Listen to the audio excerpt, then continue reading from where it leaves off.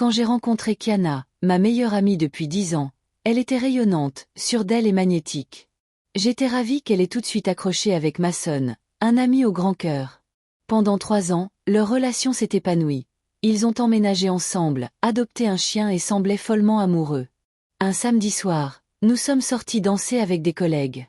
Kiana s'est excusée pour aller aux toilettes, et pendant que j'allais chercher des boissons, je l'ai surprise quelques instants plus tard en train d'embrasser un parfait inconnu au bar.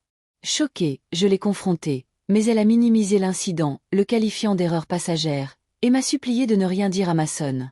Ma colère a explosé, non seulement face à sa trahison, mais aussi parce qu'on me forçait à me taire en connaissant la vérité. Peu après, elle est partie en taxi avec cet homme, et j'ai passé la nuit à l'appeler et à lui envoyer des messages, désespérée de savoir qu'elle était en sécurité, même si j'avais le cœur brisé pour Mason. Le lendemain matin, elle a tout avoué en pleurant, confessant qu'elle avait cédé aux avances d'autres hommes à cause de ses complexes, mais qu'elle refusait toujours d'en parler à Mason. Quelques jours plus tard, elle annonça que Mason l'avait demandée en mariage, partageant avec joie photos et enthousiasme, mais elle garda le secret de sa trahison. J'étais tiraillée entre ma loyauté envers mon ami et mon devoir moral de protéger Mason, qui méritait la vérité. Le poids de cette vérité, mêlé au souvenir de ma propre souffrance suite à une infidélité, me rongeait. Finalement, je compris que je ne pouvais plus me taire.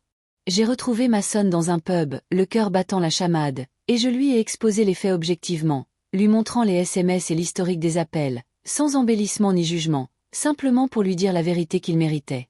Il a pâli mais a assimilé les faits avec une lucidité tranquille, me demandant s'il devait se faire dépister et me remerciant de mon honnêteté, comprenant que notre amitié comptait malgré le choc. Au retour de Kiana, Mason l'a confronté et a rompu leur fiançailles après avoir découvert ses messages à d'autres hommes, révélant un schéma de mensonges qui remontait à l'époque où elle était avec mon ex, Dominique. La trahison m'a profondément blessée, brisant des années de confiance.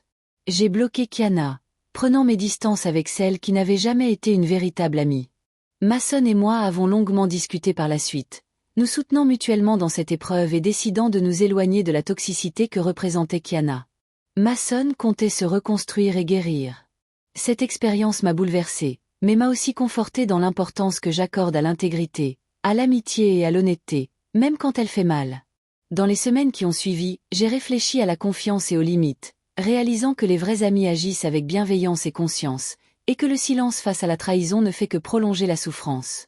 De cette épreuve, j'ai compris le poids du courage moral, la nécessité d'affronter les vérités difficiles et la résilience requise pour protéger ceux qui nous sont chers, même si cela signifie perdre une personne que nous considérions comme la plus proche. La douleur d'être témoin d'une tromperie est profonde, mais l'affronter avec honnêteté a permis à Mason et à moi de reprendre le contrôle de nos vies, de guérir et de réaffirmer ce que signifie la loyauté et le respect véritable dans les relations. Plus tard, une autre histoire m'a rappelé combien la confiance peut être fragile. Mon petit ami, Dick, avec qui j'entretenais une relation à distance, a embrassé une autre femme lors d'une fête de Noël d'entreprise, alors que j'étais à l'étranger pour gérer la succession de mon père. J'ai eu le cœur brisé, et je me suis interrogée sur l'avenir de notre relation. Malgré ses regrets immédiats et ses supplications pour rétablir la confiance, j'ai compris que les actes sont plus éloquents que les paroles et que le soutien émotionnel et le respect sont indispensables dans une relation. Avec le temps, j'ai mis fin à cette relation et je me suis concentrée sur mon bien-être, mes loisirs et mes amitiés. J'ai ainsi retrouvé stabilité, joie et épanouissement personnel, et j'ai appris que reconnaître et s'éloigner des relations toxiques, même si des sentiments persistent, est un acte essentiel de respect de soi. Ces deux expériences m'ont appris que l'honnêteté, la clarté morale et l'estime de soi sont essentielles pour naviguer dans les méandres de l'amour, de l'amitié et de la trahison, et que si le chagrin d'amour est douloureux, il peut aussi éclairer le chemin vers des relations plus saines et plus authentiques.